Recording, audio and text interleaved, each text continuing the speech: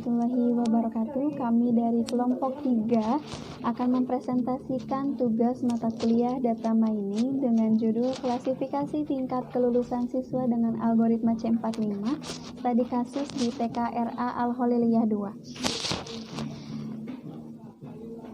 Di usia pendidikan PAUD atau TK adalah usia di mana pertumbuhan anak sangat baik dan efektif untuk mengembangkan berbagai keahlian yang dimiliki oleh anak-anak. Upaya pengembangan berbagai keahlian ini dapat dilakukan dengan berbagai macam cara, termasuk belajar melalui sekolah TK atau RA. Dengan adanya pembelajaran di sekolah tersebut, diharapkan tidak hanya berkaitan dengan kecerdasan saja, tetapi juga diharapkan agar tumbuh kembang sang anak, khususnya dalam bersosialisasi, kesiapan mental, agar lebih siap untuk menempuh ke pendidikan selanjutnya. Untuk mencapai itu semua diperlukan adanya nilai kelulusan. Karena tingkat kelulusan siswa itu sangat penting, mengingat di usia prasekolah untuk tingkat kelulusan di TK itu sangat penting sekali kelanjutannya ke tingkat SD, SMP, SMA, dan seterusnya. Kami melakukan riset di TKRA Al-Holiliyah 2 yang bertempat di Gunung Jaya, Kecamatan Cisaat, Kabupaten Sukabumi, dengan pemilik yayasan yaitu Bapak Muhammad Holil yang dikepalai oleh Ibu Maria Supatni SPDI. Adapun menurut data statistik terakhir di TKRA Al-Holiliyah 2 yang diambil dari tahun ajaran 2017-2019 dengan jumlah keseluruhan siswa sebanyak 103 orang siswa yang terdiri dari kelas A dan kelas B.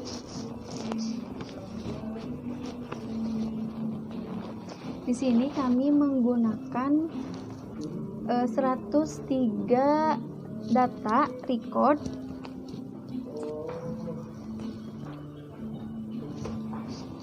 yang kami ambil datanya yaitu nama orang tua, pekerjaan orang tua, penghasilan orang tua, nama anak, nomor induk, dan kategori penilaian, keterangan nilai, dan keterangan lulus. Di sini kategori penilaiannya itu ada 4, yaitu berkembang sangat baik, mulai berkembang, sesuai harapan, dan belum berkembang. Di sini ada 103 sampel. Nah, yang pertama ada Ibu Erna Agustina dengan nama anak Irfan Muhammad Syafi dengan keterangan nilainya berkembang sangat baik. Lalu di sini ada Ibu Neneng Hasanah dengan nama anak Siti Rizka Nur Husna Fatma Azahra, keterangan nilainya mulai berkembang. Lalu ada Ibu Yeni Anggraini dengan nama anaknya Syahira Nazifa dengan keterangan nilainya sesuai harapan. Dan di sini ada Ibu Yusi Yusniawati dengan nama anaknya Darel Mirza dengan keterangan nilainya belum berkembang. Di sini ada 103 record. Dari data training diketahui jumlah kasusnya ada 103 record, siswa yang lulus berjumlah 68 record dan yang tidak lulus sebanyak 35 record. Untuk tahun pelajaran 2017-2019 sehingga nilai entropinya yaitu sama dengan dalam kurung minus 68 dibagi 103 dikali imlog 2 dalam kurung 68 dibagi 103 kurung tutup lalu ditambah minus 35 dibagi 103 dikali imlog 2 dalam kurung 35 dibagi 103 dalam kurung lalu hasilnya yaitu 0,924633. Itu adalah hasil dari rumus penggunaan rumus entropi. Nah, untuk mendapatkan gain tiap atribut harus dihitung entropi atribut berdasarkan tiap-tiap kasus. Sekian pembahasan yang dapat saya sampaikan. Dilanjut kepada pemateri selanjutnya.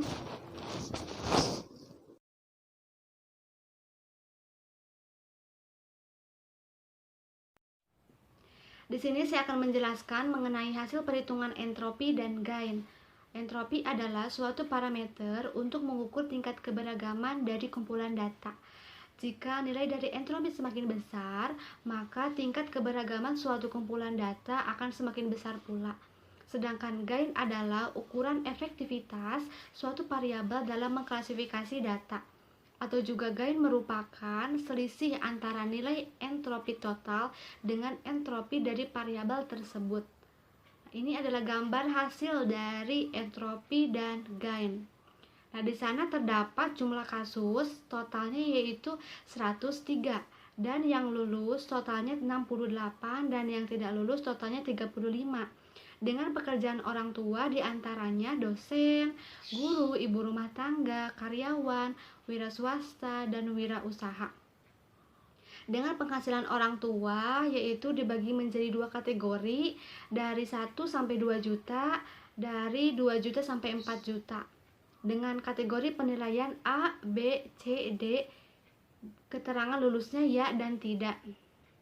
Saya ambil contoh, dosen di sini jumlah kasusnya yaitu 3 orang, dan yang tidak lulusnya itu 1 orang, dan yang lulusnya 2 orang. Nah, hasil entropinya yaitu 0,918295834. Jadi dapat disimpulkan nilai yang tertinggi dari gambar yang tadi itu adalah 0,9246327772. Nah, sekian pembahasan saya mengenai hasil perhitungan entropi dan gain. Dilanjutkan kepada pemateri berikutnya.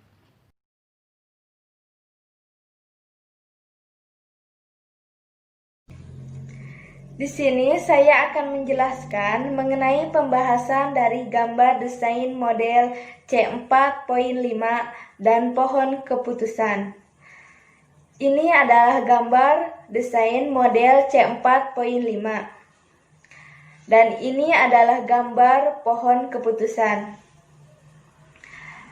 Nah, pada gambar tersebut terdapat 4 kategori, yaitu kategori penilaian A, lulus, kategori penilaian B, lulus, kategori penilaian C, lulus, dan kategori penilaian D, tidak lulus.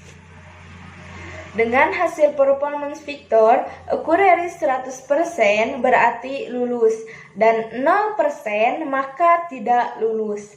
Conversion metriknya dari 103 siswa hanya 68 siswa yang dinyatakan lulus, sedangkan 35 siswa dinyatakan tidak lulus. Sekian pembahasan saya mengenai desain model C4.5 dan pohon keputusan. Dilanjutkan kepada pemateri berikutnya.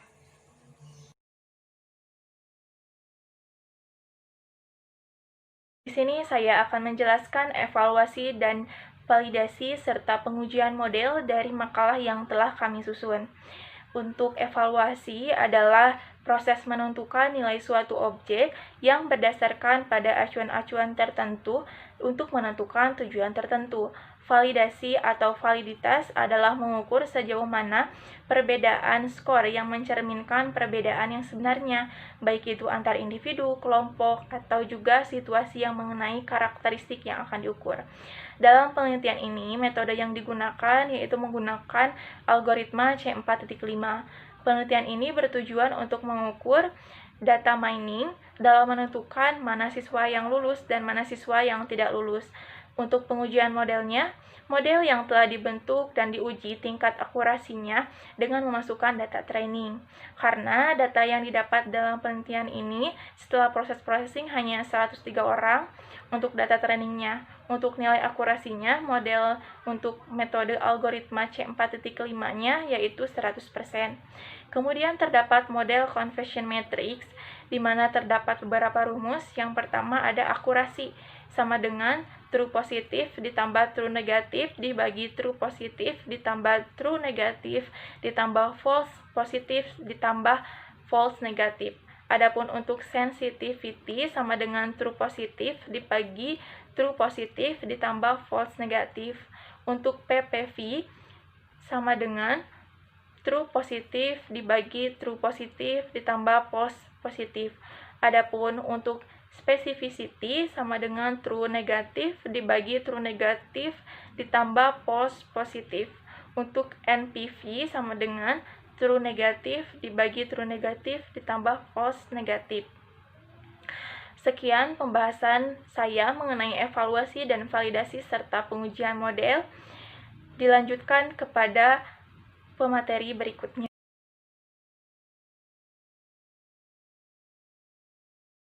Sini saya akan menerangkan tentang asuransi, sensitivity, specificity, PPV, dan NPV. Asuransi sama dengan TP plus TN per TP plus TN plus FP plus FN sama dengan TP-nya 68 plus TN-nya 35 per TP-nya 68 plus TN-nya 35 plus EP-nya 0 plus FN-nya 0 sama dengan 103 per 103 sama dengan 1. Sensitivity sama dengan TP per TP per FN sama dengan TP-nya 68 per TP-nya 868 plus FN-nya 0 sama dengan 68 per 68 sama dengan 1. Specificity sama dengan TN per TN plus FP sama dengan TN-nya 35 per TN-nya 35 plus EP-nya 0 sama dengan 1. PPV sama dengan TP per TP plus EP sama dengan TP-nya 68 per TP-nya 68 plus EP-nya 0 sama dengan 1. Yang terakhir NPV sama dengan TN per TN plus FN sama dengan TN-nya 35 per TN-nya 35 plus FN-nya 0 sama dengan 1. Terima kasih.